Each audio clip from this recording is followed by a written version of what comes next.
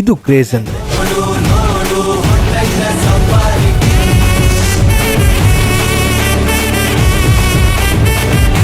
D boss fan ಆದ್ರೆ ಒಂದು comment ಬರ್ಲಿ ಚಿನ್ನ.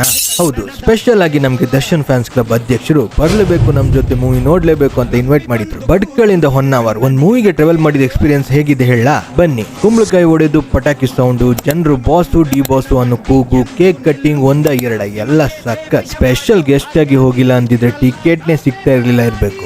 ಆ ಜನ ಜಾತ್ರೆಯಲ್ಲಿ 2-3 ಜನ ಗುರ್ತ ಹಿಡಿದು ಮಾತಾಡ್ಸಿದ್ರು, ಖುಷಿ ಆಯ್ತು. ಶೋ ಸ್ಟಾರ್ಟ್ ಆಯ್ತು. ದರ್ಶನ್ ಸರ್ ಸ್ಕ್ರೀನ್ ಮೇಲೆ ಬಂದಿದ್ದ ತಡ ಥಿಯೇಟರ್ ಬ್ಲಾಸ್ಟ್, ಕೂತ್ಕೊಂಡಿರೋ ಸೀಟ್ ಮೇಲೆ ಡ್ಯಾನ್ಸು, ಅವ್ರದೇ ಆದ ಸ್ಟೆಪ್. ಒಟ್ನಲ್ಲಿ ಥಿಯೇಟರ್ ಎಕ್ಸ್ಪೀರಿಯನ್ಸ್ ಮಾತ್ರ ಮಸ್ತ್. ಈ ಮೂವಿಲಿ ದರ್ಶನ್ ಸರ್ ಒಂದು ಡೈಲಾಗ್ ಹೇಳಿದ್ದಾರೆ, ಜನ ಸೇರೋಕೆ ನಾನು ಇರ್ಬೇಕಂತಿಲ್ಲ, ನನ್ ಬ್ಯಾನರ್ ಹಾಕಿರೋ ಜನ ಸೇರ್ತಾರೆ. Crazy dialogue. ಈ ಜನರು ನೋಡಿ ನಿಜ ಅನ್ಸ್ತು. ಮೂವಿ ಮುಗ್ದ್ಮೇಲೆ ದರ್ಶನ್ ಸರ್ ಹಾದಿನ ಅವ್ರ ಅಭಿಮಾನಿಗಳು ಕೂಡ ಫಾಲೋ ಮಾಡ್ತಾ ಇದಾರೆ ಅಂತ ನೋಡಿ ಖುಷಿ ಆಯ್ತು.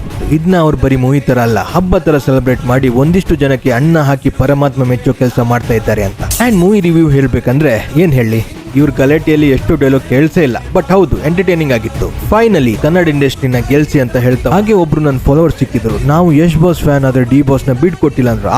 ಎಂತ ಮಾತು. ಕನ್ನಡ ಇಂಡಸ್ಟ್ರಿನ ಬೆಳೆಸಿ ಅಂತ ಹೇಳ್ತಾ 10K ಆಗೋಕೆ ಬರೀ 200 ಫಾಲೋವರ್ಸ್ ಕಮ್ಮಿ ಇದೆ. ಬಾಸ್ ವಿಡಿಯೋ ಮಾಡಿದೀನಿ ಅಂದ್ರೆ ಇನ್ನೇನು 10K ಆಯ್ತು ಅಂದ್ಕೊಳ್ಳೋದೆ. ಧನ್ಯವಾದಗಳು. ನಾನು ನಿಮ್ಮ ಶುಭೋದ್.